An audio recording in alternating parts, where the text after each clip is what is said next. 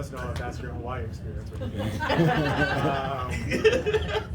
So close. All right, so substitute teacher, San Diego County, San Diego School District. Yeah. You guys say you're cheating a little bit, but in the back you're saying you typically substitute for high school. Yes. Any programs like that you specifically substitute for? Any schools or just? I sub a lot in the special ed program. So either at San Diego Unified, there's 2 different levels. It's mild to moderate, so it's like kids who have maybe like learning disabilities or emotional issues, maybe ADD or something like that. And then there's also, they call it moderate to severe, so it's kids who are like maybe nonverbal autistic, Down syndrome, and I do both. And so for the San Diego Unified, my husband's actually a special ed teacher as well, but he's mild to moderate, so they do like co-teaching. So it's like you're an extra body, an extra adult in the classroom, and you provide extra help. And then for the moderate to severe, it's more like one-on-one, so you're really helping them with, and even though it's high school level, because it's they're a little behind, you're doing more kind of elementary type reading comprehension and math skills, but you're really like one-on-one with them, because you're encouraging them to pay attention and stay focused and on track. But that's really rewarding for me. I feel like I have more like giving back type of job. Yeah, That's awesome. Second career for me. Yeah.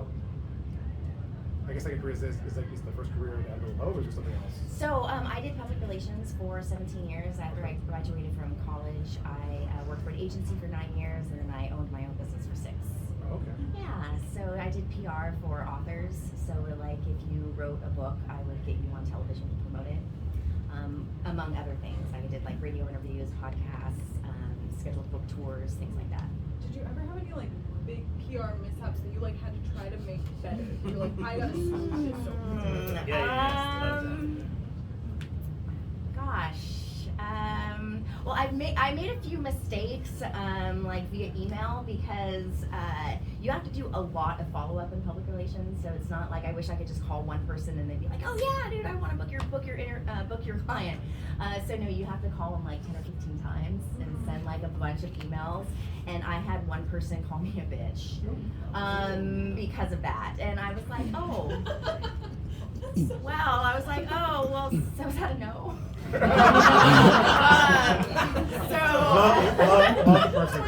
Tell them the name of your business. Oh, so the name of I actually still own it, but I'm not active in it. Sure. It's called Pleasantly Persistent PR. Because I'm not a bitch.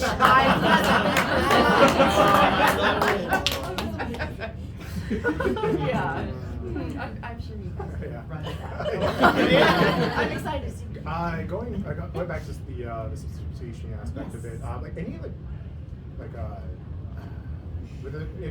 don't say like fun stories that you have about it's like unique. You don't have like name kids' names or anything like that, but just. Okay, so I sub at Crawford a lot, which is where my husband works, and I'll do kind of a fun story. So I subbed for a week in the teachers taught 2 U.S. history classes and a world history class, and but I was the main teacher and my husband was the co-teacher. Yeah. So it was kind of funny. He would walk into class and be like, "She's wonderful, but I have no idea who she is." We would just like laugh. That was just like a funny thing like between me and him. The kids were like. They're so confused, right? But with high school, it's just like, okay, kids, you have an assignment on Google Classroom. If you have any questions, make sure to ask me. But I'll just be here sitting in my corner, like checking my personal email or doing what I can. But yeah, when I was telling you kind of backstage, I thought it was funny how so my last name is Brown, and he kept asking me what my last name was, even though like I wrote it on the board, like my name's Mrs. Brown. My name's Mrs. Brown. If you have any questions, Mrs. Brown, right?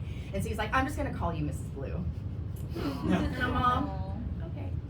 At least it's not "Hey you." I'll respond to a color. I don't know.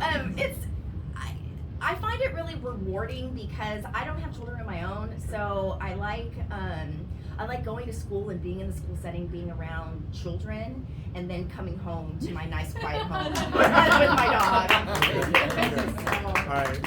Last question from me. Okay. A little bit like off the cuff. Just because you mentioned your husband a lot. Yes. And so I'm gonna, if I may get personal in a warm way here, but besides like marriage and like the stories you told so far, what's one like memory you just like go back to in your mind that just makes you all warm and fuzzy? That is with my husband? Or Yeah, with my husband. With my husband. Warm and fuzzy. I'm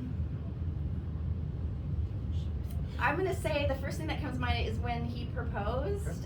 It was on, like, I wasn't in a very good mood that day because he wanted to go to the beach, and it was December, and it was like a misty day, and he's like, oh yeah, let's go to the beach, and I'm like, what?